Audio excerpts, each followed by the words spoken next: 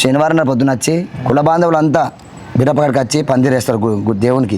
పందిరేసి వాళ్ళ పందిరేసిన తర్వాత ఈ ఉన్నస్పడే కళా బృందం వాళ్ళు కళాకారులు అందరూ వెళ్ళి ఆ దేవునికి పట్నం అయితే ఏదైతే కొడతారో ఆ పట్నం కన్నా ముందు అక్కడ ఒక గద్దె వేయడం జరుగుతుంది. మట్టితో పుట్ట బంగారం తీసుకొచ్చి గద్దెస్తారు. ఆ గద్దెసిన తర్వాత నైట్ సాయంత్రము రెండు నీరగంధాలు గద్దె బోనం మైల బోనం తీసుకొని ఊళ్ళే ఆటలతోటి పాటలతోటి ఈరగంధాలతోటి ఆటలతోటి పాటలతోటి బీరప్పకాడికి చేరుకుంటారు కుల బాంధవులంతా. ఇంటికొక్క కులం మనిషి మన బీరప్ప దేవుని ఆ లింగాలు పడతారు. లింగాలు పట్టి పోలు తిరిగి పోలు లోపల బీరప్ప లింగాలు పెట్టి పూజ చేయడం జరుగుతుంది.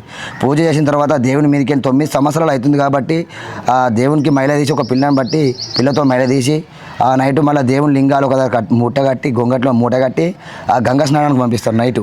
ఆ కుల బాంధులు పోయి చెరువు లోపల ఆ దేవుణ్ణి దాచిపెట్టేస్తే ఆదివారం పొద్దున ఈ ఒగ్గు కళాకారులు మన వనస్పేట కళా బృందం వారు 5 ఈరగంధాలు వేసుకొని గంగ తెప్ప కట్టుకొని గంగ బోనం తీసుకొని కుల బాంధవులతో ఊళ్ళే ఊరేగింపుతో ఆటలతో పాటలతో ఆడుకుంటూ పాడుకుంటూ సంతోషంగా ఆ చెరువు బయటికి పోతారు. ఆ గంగ బయటికి పోయి గంగ కాడ గంగపట్నం కొట్టి ఆ గంగ కాడ ఒక గంట కథ చెప్తారు.